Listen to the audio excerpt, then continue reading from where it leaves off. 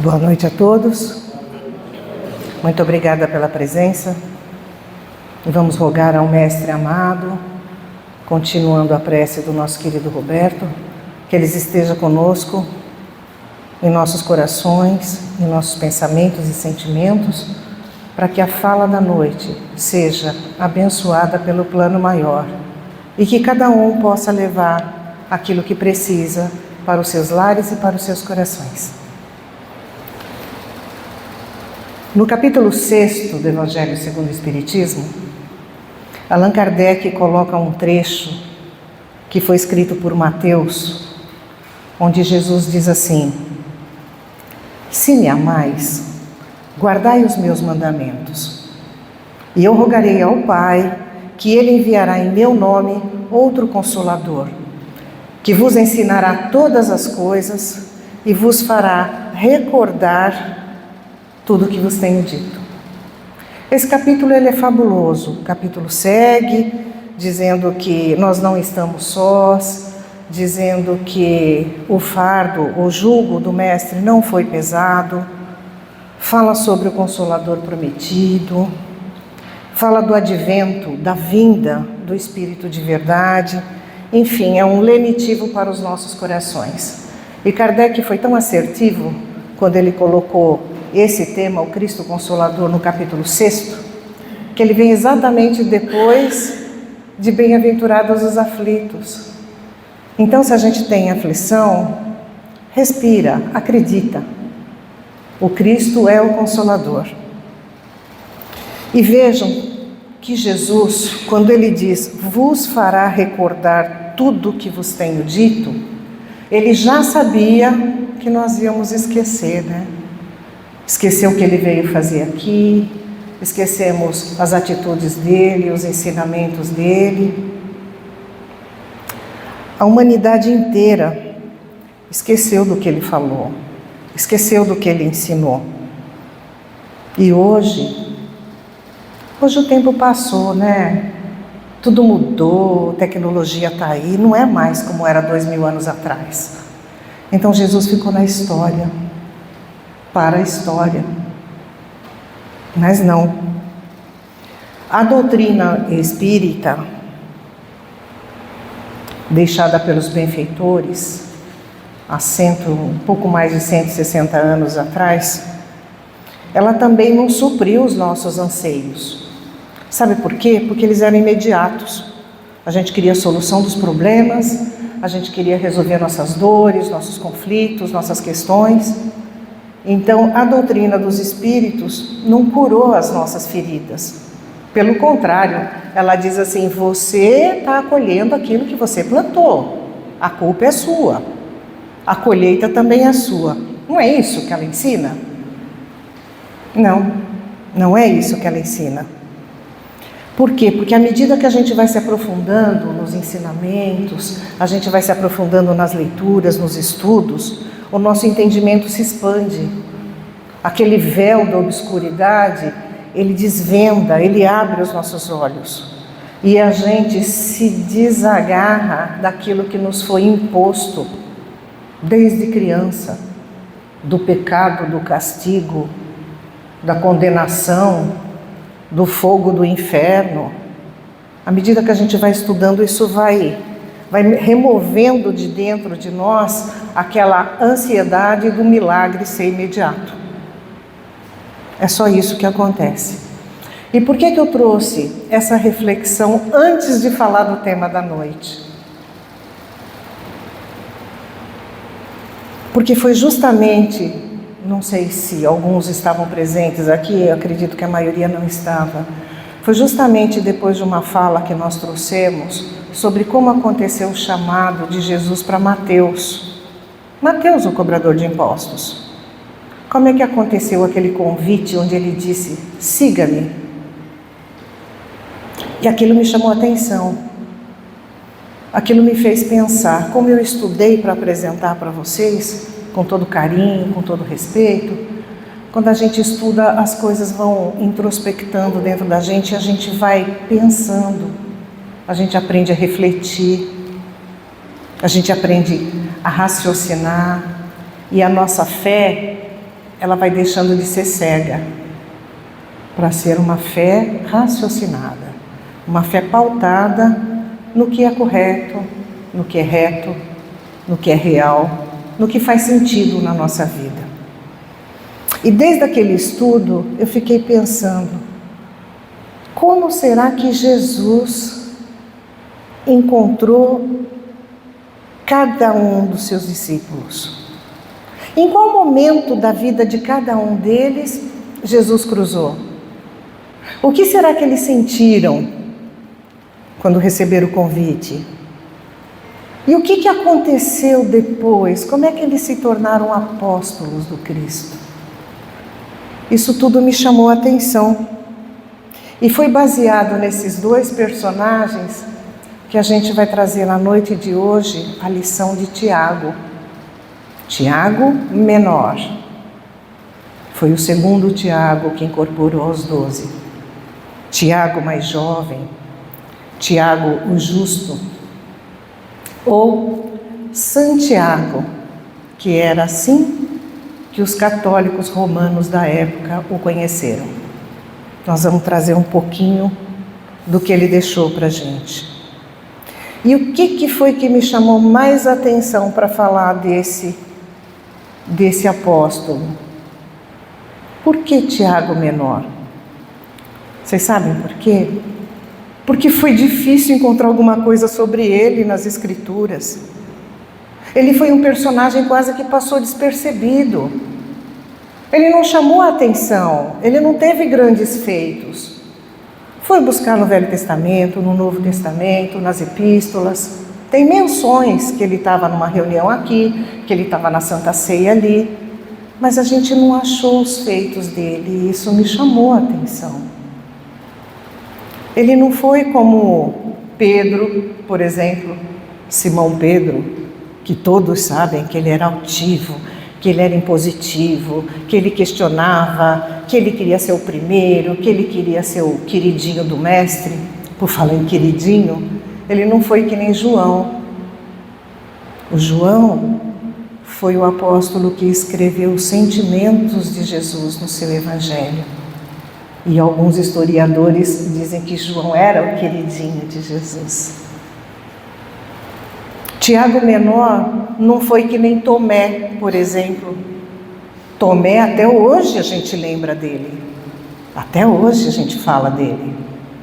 Só acredito vendo. Sou que nem São Tomé. Ficou até hoje na história. E Mateus? Mateus era cobrador de impostos. Passou por uma negação de todos os outros, não teve apoio. Não chamou atenção. Judas Iscariotes. Judas Iscariotes é falado até hoje.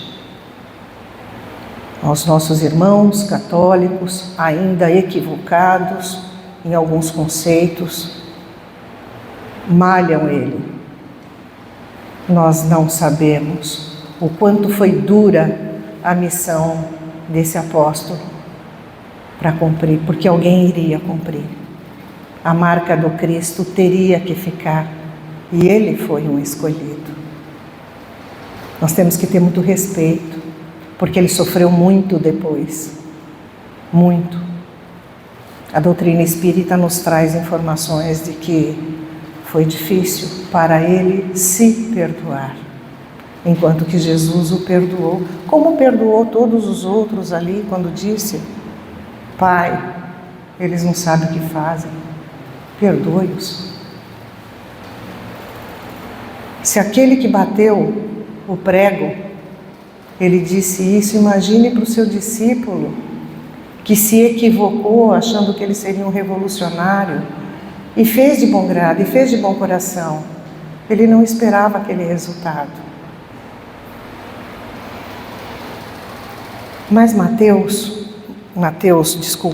Tiago, o menor, ele não fez parte dos anais da história que nem os outros hoje. E nós? Nós ficamos também no anonimato, não é isso? Deixa eu quietinha no meu canto, Não tenho nada a ver com isso. Não quero me expor.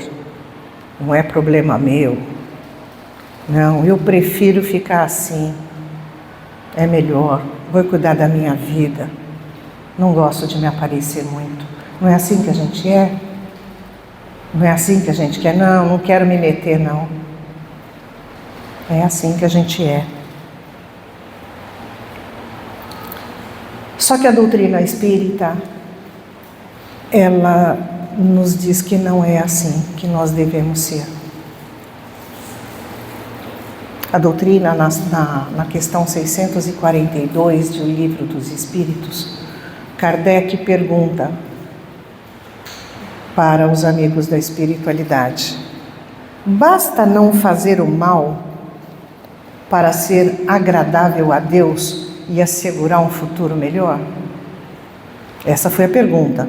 Tipo assim, estou tranquila, estou na minha, não faço mal para ninguém, e assim eu levo de boa a minha vida.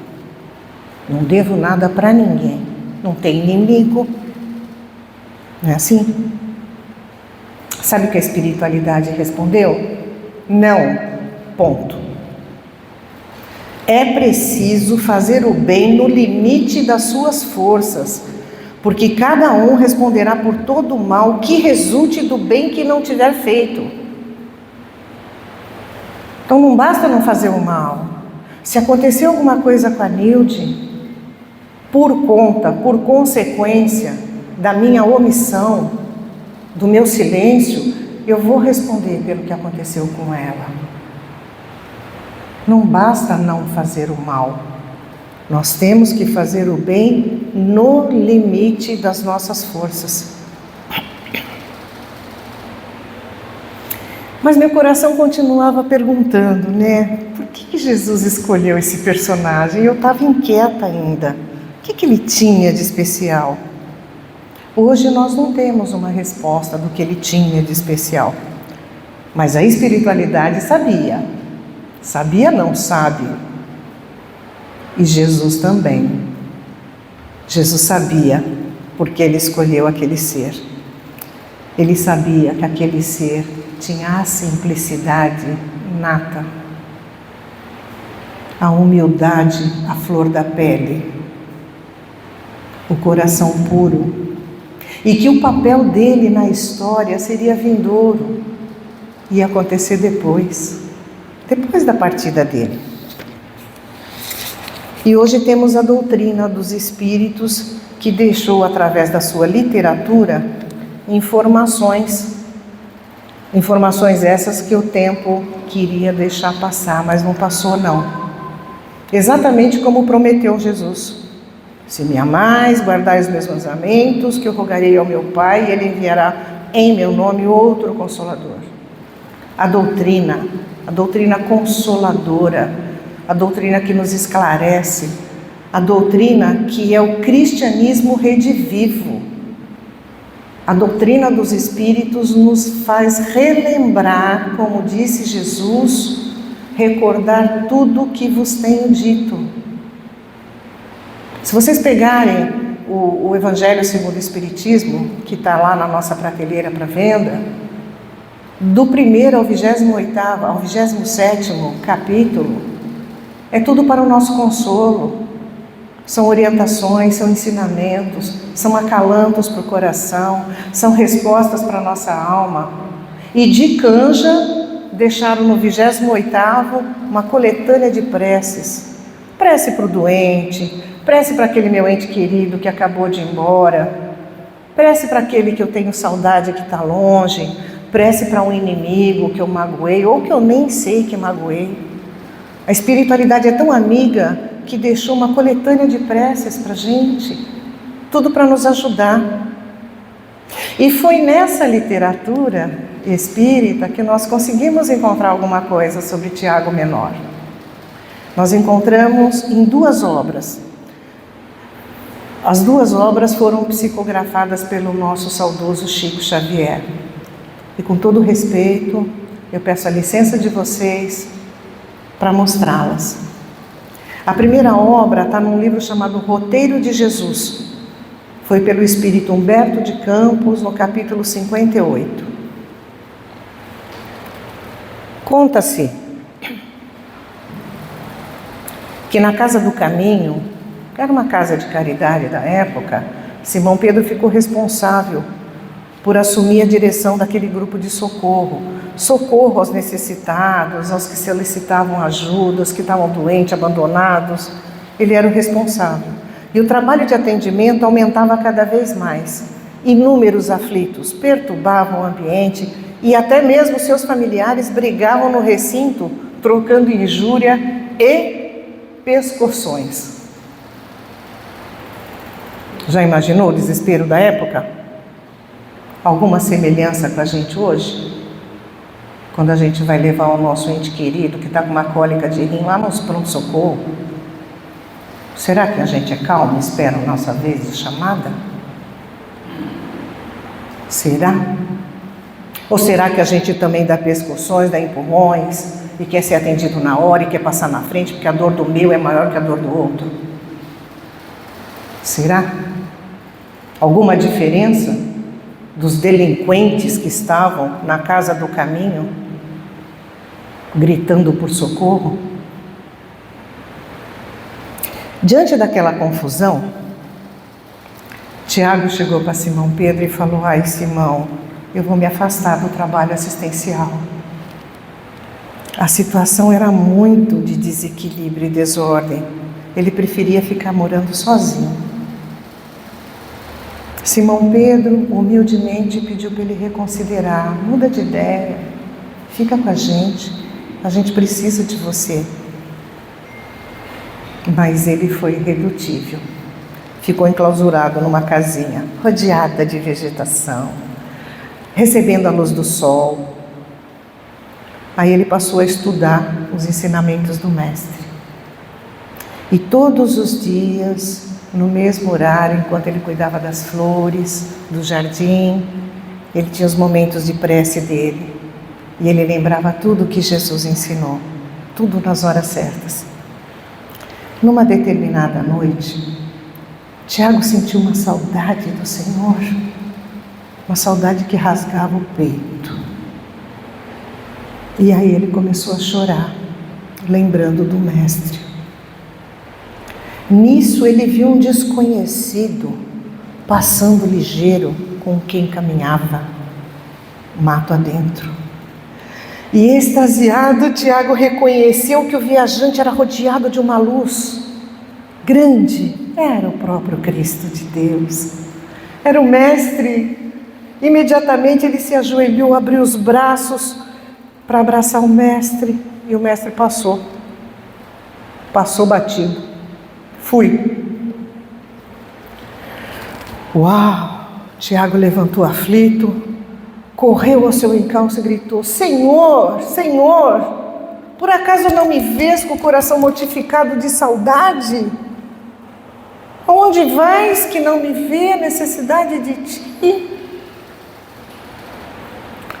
E Jesus voltou. Ele voltou, abraçou Tiago e falou com um sorriso nos lábios: Tiago, estás salvo. Estás livre das lutas e das tentações. Fique em paz. Porém eu vou ao encontro de Pedro para ajudar ele a aliviar o fardo dos humildes e das lágrimas no amparo dos nossos irmãos necessitados. Dito isso, Jesus foi embora.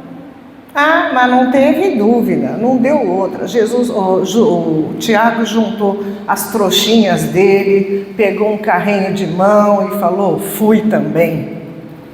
E retornou na casa de Pedro. Bateu a porta e, como para todos, a porta se abriu acolhedora e ele foi em direção a Pedro e tudo o que ele conseguiu dizer foi: estou aqui.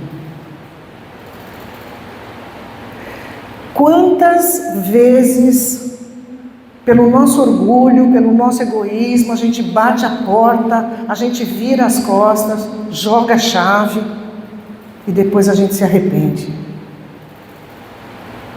Aí sempre a espiritualidade coloca um anjo querido, alguém amigo, e fala assim: Volta atrás, não faz isso não. Quantas vezes? E que bom que dá tempo, né? Para a gente corrigir. Só que às vezes não dá. Às vezes não dá tempo. Às vezes o remorso nos acompanha pela vida toda. E outras vezes por muitas vidas, por várias encarnações.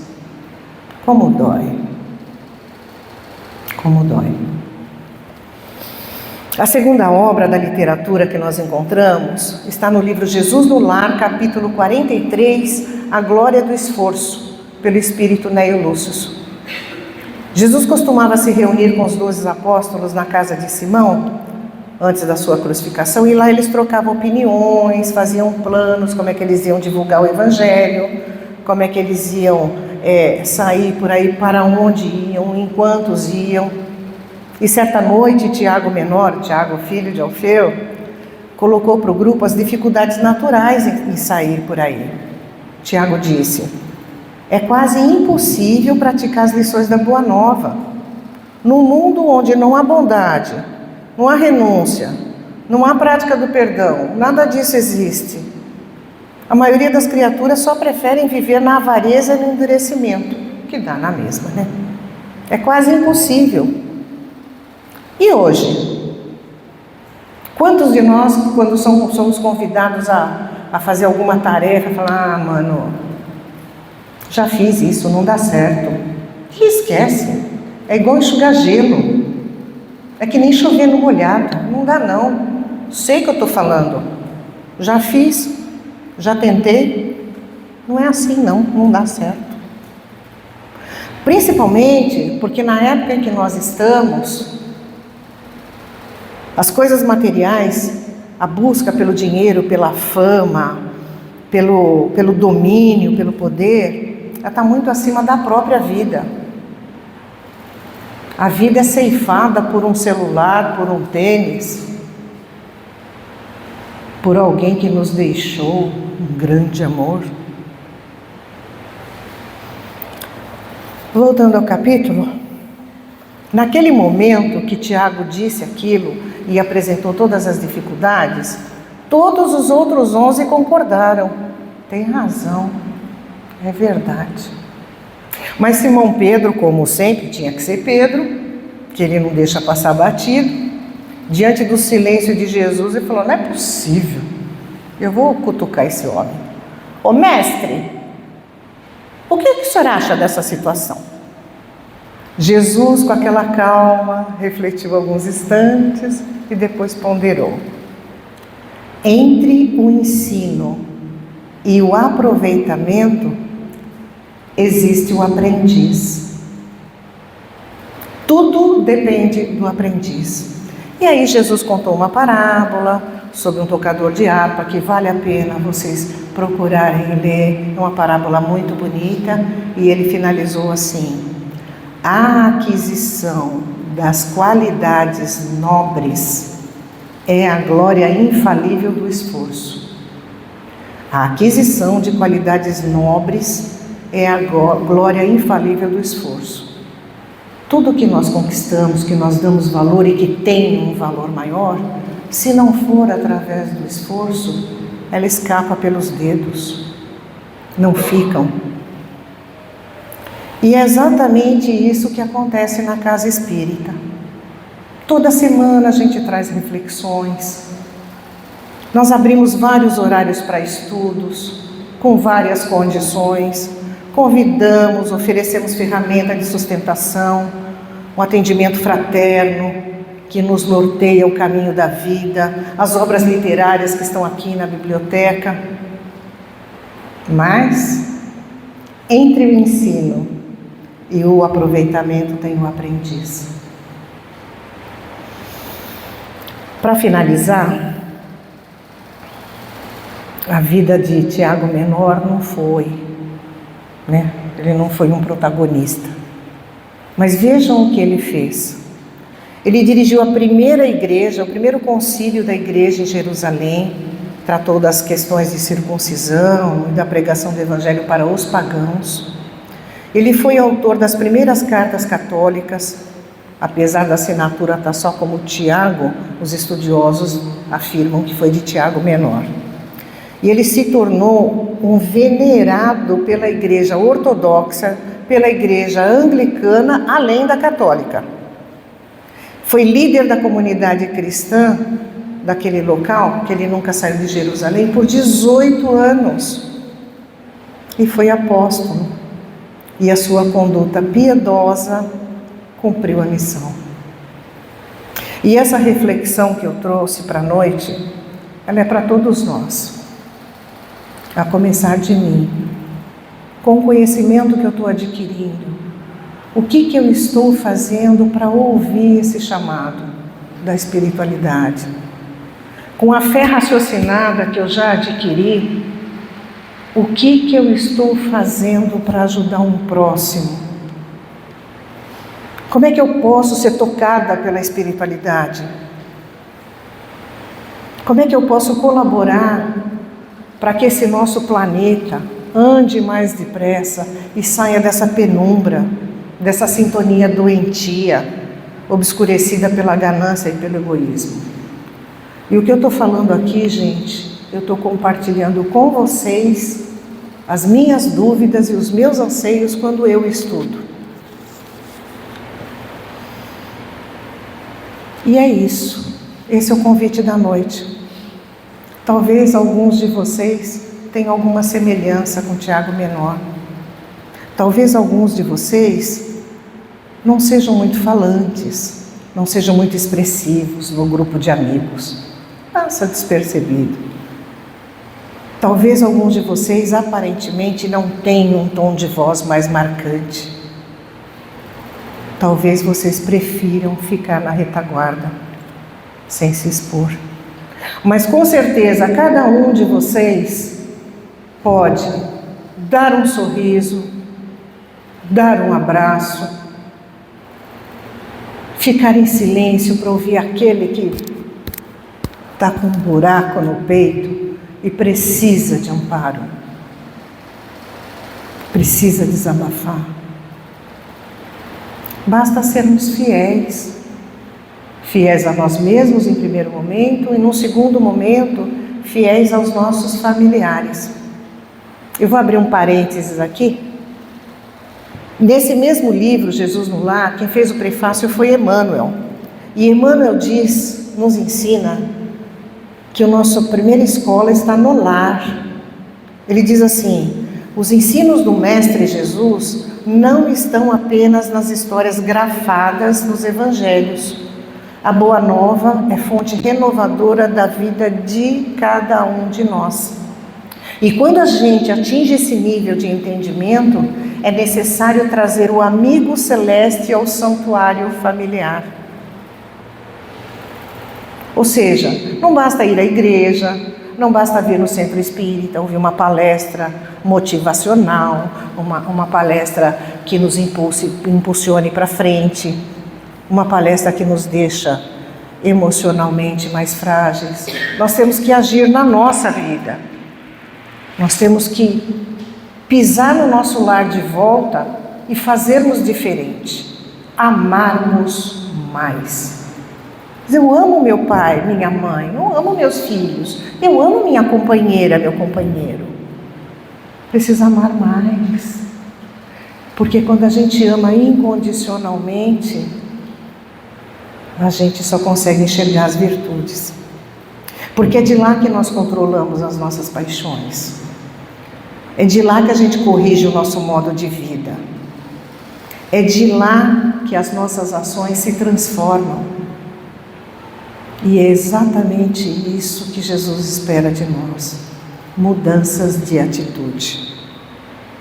Então, para sermos trabalhadores da vinha do Mestre, basta sermos sinceros nos nossos grupos de amigos, no convívio social. Basta termos o nosso coração pautado no bem, desejar o melhor para as pessoas. Mesmo para aquelas que tiveram uma escolha de vida, um estilo de vida diferente do nosso, aquele que a gente não concorda muito. Nós temos que amar. Somos todos irmãos, filhos do mesmo Pai. De repente, uma pessoa dessa precisa de um abraço, apenas um abraço, e deixar a lágrima cair. Não aquela pessoa que diz, não chora, vai dar certo. Às vezes a pessoa precisa só chorar, e a gente não está conectado com o alto para sentir isso e silenciar. Quando o nosso coração está pautado no bem, a gente consegue ser um discípulo de Jesus. A gente também consegue ser um guia e modelo, porque Ele disse, podeis fazer tudo o que eu faço e muito mais. Que Jesus, nosso Mestre, possa nos abraçar nesse momento e nos acalentar nos mais profundos escuros do nosso coração, acendendo a luz da centelha do amor. Muito obrigada.